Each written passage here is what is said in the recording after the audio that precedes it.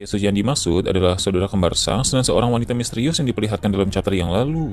Di sana, mereka berdua memiliki beberapa misi penting yang harus dilakukan. Salah satunya adalah mengacaukan Elbaf dari dalam pulau. Mereka harus bisa menimbulkan konflik internal di negeri para raksasa itu untuk membuat keadaan menjadi semakin tidak terkendali. Seperti yang kita tahu, saat ini Elbaf tidak memiliki raja, karena sejak kematian Raja Harald 6 tahun yang lalu, belum ada yang bisa menggantikannya.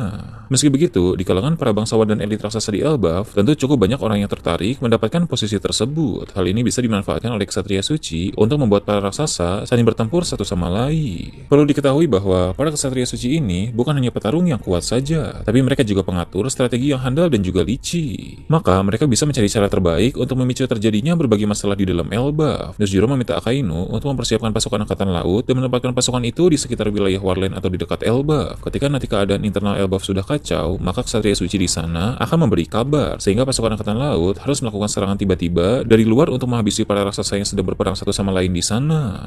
Selain memiliki misi untuk membuat Elbaf menjadi kacau dari dalam, dua Ksatria Suci di sana pun memiliki misi penting lain. Mereka harus memburu Nico Robin dan menghancurkan perpustakaan burung hantu, karena di dalam perpustakaan itu ada buku-buku peninggalan dari Ohara. Dengan begitu, maka lagi-lagi Robin akan berada dalam bahaya. Setelah berhasil lolos dari CP0 di Wano Kuni beberapa waktu yang lalu, sekarang dia malah diburu oleh Ksatria Suci yang jauh lebih kuat dan jauh lebih berbahaya dibanding CP0. Setelah Nusjuro berbicara soal misi Ksatria Suci untuk memburu Nico Robin dan menghancurkan perpustakaan burung hantu, Galing pun mulai bersuara. Dia bilang ini semua harus terjadi karena dalam insiden Ohara dulu, Angkatan Laut tidak becus melakukan tugas mereka. Angkatan Laut gagal menghabisi semua orang penting di Ohara, dan bahkan buku-buku berbahaya dari sana pun masih bisa selamat. Walau Galing adalah Gorosei baru, tapi dari dulu dia terus mengikuti berbagai perkembangan dan informasi-informasi penting yang sedang terjadi. Mendengar perkataan dari Galing itu pun langsung membuat Akainu menjadi tersinggung, karena dulu sewaktu masih menjadi Vice Admiral, Akainu adalah salah satu marinir yang ikut serta dalam Buster Call di Ohara. Sepertinya Galing memang sengaja menyindir Akainu saat dia mengatakan hal tersebut. Akainu pun menatap sinis ke arah Galing dan dia balas menyindir dengan bilang bahwa orang yang hanya berdiam diri saja di Mary Joyce tidak akan tahu bagaimana situasi di medan pertempuran. Sudah beberapa tahun ini, Galing memang tidak pernah ikut dalam medan perang, sehingga Galing pun menjadi tersinggung dengan perkataan Akainu.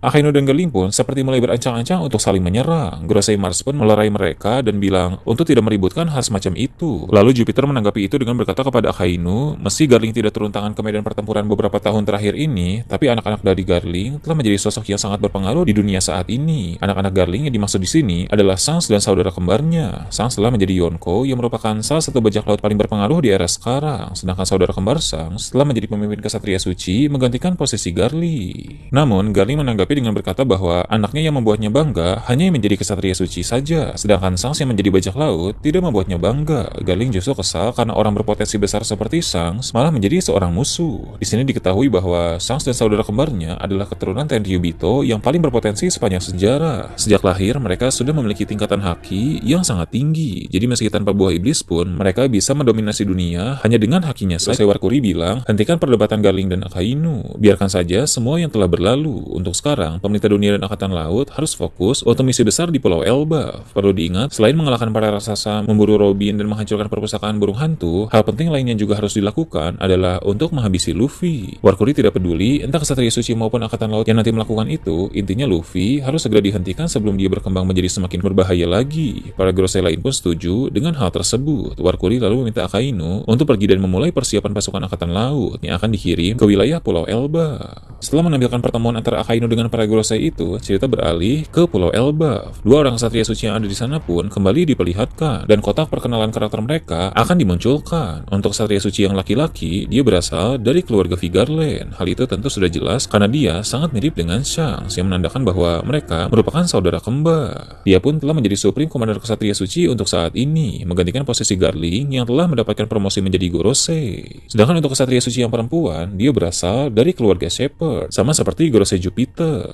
Saudara kembar Shanks bilang datang ke Pulau Elbaf membuatnya bernostalgia. Perkataan itu mengkonfirmasi langsung bahwa dia sudah pernah mengunjungi negeri para raksasa itu sebelumnya. Bahkan pada pembahasan sebelumnya, admin sudah pernah membahas bahwa kembaran Shanks itu terlibat dalam kematian Raja Harald. Ksatria Suci perempuan pun menanggapi dengan berkata, dia baru pertama kali datang ke Pulau Elbaf, sehingga dia masih belum mengetahui seluk-beluk dari negeri yang sangat luas itu. Saudara kembar Shanks pun bilang, Elbaf memang sangat luas, sehingga bagi orang yang baru pertama kali datang ke sana, pasti akan kesulitan. Dia juga menambahkan, sebentar lagi, negeri yang sangat luas ini dengan berbagai sumber daya yang ada di dalamnya akan menjadi milik pemerintah dunia. Jadi jika nanti misi untuk menyerang Elbaf dan mengalahkan para raksasa sukses, pihak pemerintah dunia akan menduduki negeri itu dan memanfaatkan semua yang ada di sana.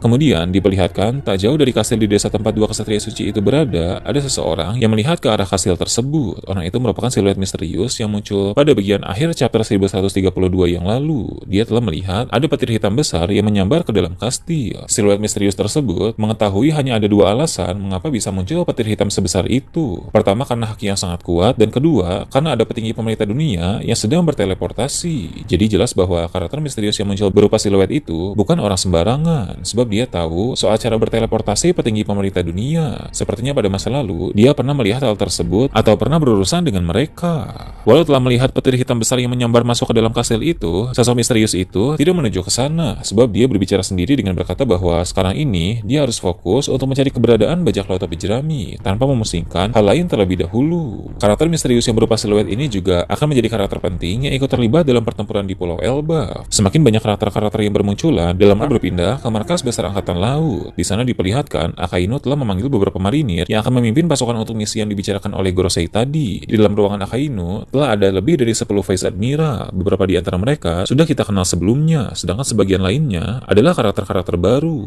Tidak hanya Vice Admiral saja, di ruangan itu pun ada Admiral Kizaru dan Admiral Ryokugyu. Mereka berdua akan ikut terlibat dalam misi ini. Karena seperti yang Gorosei katakan tadi, ini merupakan misi yang sangat penting. Di sana, Ryokugyu terlihat sangat bersemangat. Seperti yang kita tahu, dia sangat mengidolakan Akainu. Maka dia sangat senang saat Akainu memberinya kesempatan untuk melaksanakan misi besar. Dia ingin melaksanakan misi itu sebaik mungkin agar bisa mendapat pujian dari sang Fleet Admiral tersebut. Melihat Ryokugyu yang bersemangat justru membuat Akainu langsung menegurnya. Akainu memintanya untuk berhati-hati dan jangan sampai melakukan hal bodoh, karena Ryokugyu terkadang bertindak seenaknya. Sementara itu, Kizaru terlihat tenang dan santai seperti biasa. Dia tampaknya telah berhasil melewati masa berduka atas kematian Vegapunk di Pulau Egghead. Dengan begitu, Kizaru bisa melanjutkan misi ini dengan profesional dan stabil secara mental.